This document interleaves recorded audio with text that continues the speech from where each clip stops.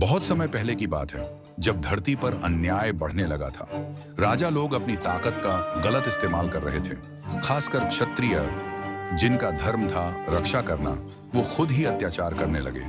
उसी समय जन्म हुआ एक ऐसे ब्राह्मण का जिसने पूरे क्षत्रिय समाज को झुका दिया। नाम था परशुराम। पिता थे अर्षि जमदग्नि और माता रेणुका। परशुराम बचपन से ही तपस्वी और शस्त्र विद्या में निपुण थे। वो विष्णु के छठे अवतार माने जाते हैं। अब असली कहानी शुरू होती है। एक बार राजा सहस्त्रबाहु अर्जुन, जो कि एक शक्तिशाली क्षत्रिय था, उसने परशुराम के पिता ऋषि जमदग्नि की हत्या कर दी।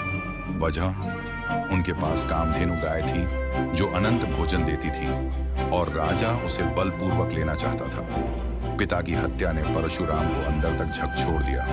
उन्होंने कसम खा ली, मैं इस पृथ्वी को अन्यायी क्षत्रियों से मुक्त करूंगा।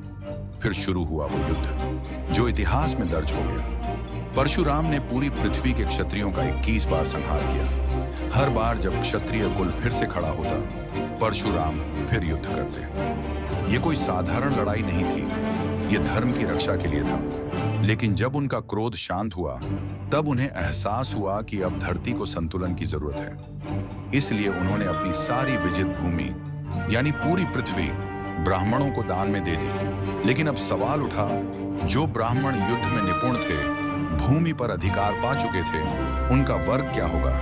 तब मान्यता बनी कि जिन ब्राह्मणों को परशुराम ने भूमि दी और जो स्वयं भी शस्त्रधारी थे, उन्हें ही बाद में भूमिहार ब्राह्मण कहा गया। भूमि प्लस अर्ह, अधिकार रखने वाला, अर्थात भूमिहार। इन ब्राह्मणों ने न केवल पूजा पाठ किया, बल्कि प्रशासन, खेती और सुरक्षा की जिम्मेदारी भी संभाली। और इस तरह एक ब्राह्मण योद्धा परशुराम ने न केवल अत्याचारियों का अंत किया, बल्कि एक नए वर्ग की नींव रखी, जो आज भी अपने इतिहास पर गर्व करता है। अब भी भारत के कई हिस्सों में भूमिहार समाज परशुराम जी को अपना आदि पुरुष मानता है।